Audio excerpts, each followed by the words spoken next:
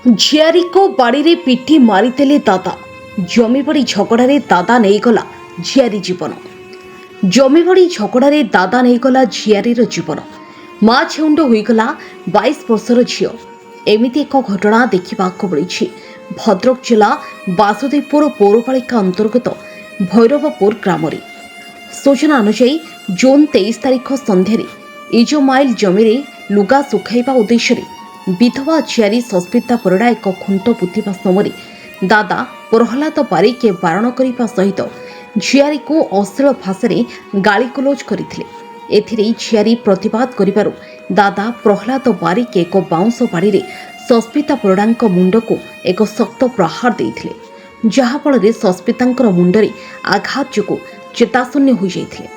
परिवार लोके तांको बासुदेवपुर गोष्ठी स्वास्थ्य केन्द्र को नहीं जाइथिले। सेठारे डाक्तर तांको मृत घोषणा करथिले।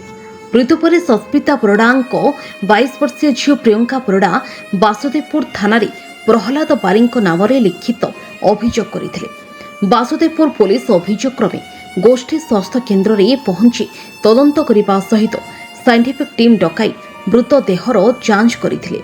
एथि सहित शव व्यवच्छेद पई परिवार लोकों को कहिथिले, हेले प्रहलाद को गिरफ न करिबा पर्यंत शव व्यवच्छेद हेब नाही बोली परिवार लोके कहिथिले।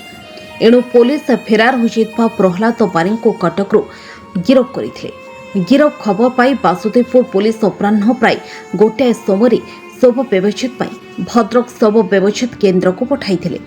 परिवार लोकों पक्षरु अभियोग क्रमे पुलिस प्रहलाद को गिरफ करने सहित केस नंबर 375/2026 रे एक हत्या मामला रुजु करी जून 24 तारिख सन्धार कोर्ट चालान करितबा पुलिस पक्षरु सूचना दिया जायछि।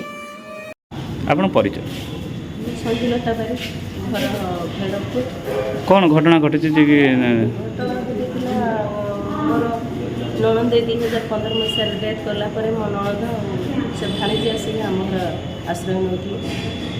मामू पड़ोसी प्रहलाद बारिक से जो पूर्व शत्रुता को जमी बाड़ी बहुत थोड़ा आम झमेला है, बहुत अश्लील भाषा गालीगुलज कर सम्मान को रक्षा कर पुलिस आम देलु।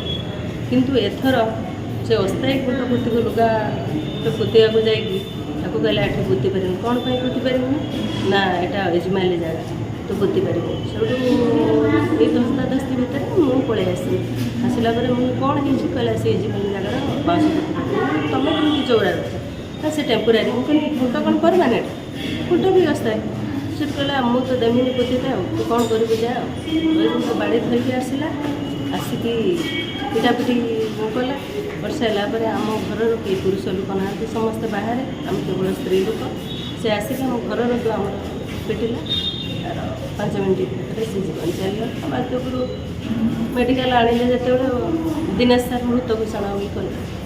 कौन ए विषय थाना एफआईआर करा हाँ थाना एफआईआर ता झील कर प्रियंका परिड़ा जी माँ ना एफआईआर कर माँ ना एफआईआर कलापर आईआईसी सार से कहते आम न्याय आम चाहूचे दोषी ठीक दंड पाइया दरकार। आपण परिचय मो ना प्रियंका परिड़ा घर घर राजकुंड केन्द्रापड़ा बट आम मामू घर रो मो मामा ये रोज जॉब करती।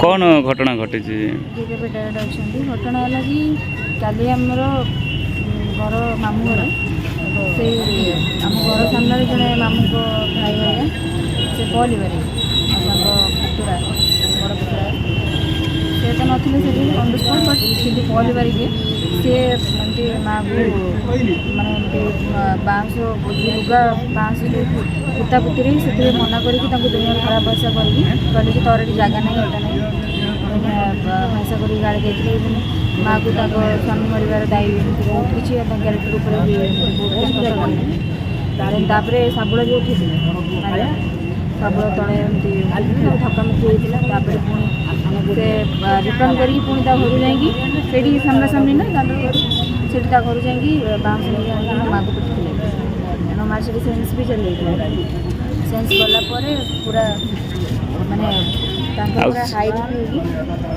बांती बांती कर। Bhadrak Basudevpur Ranjan Mallick report news 18 Odisha.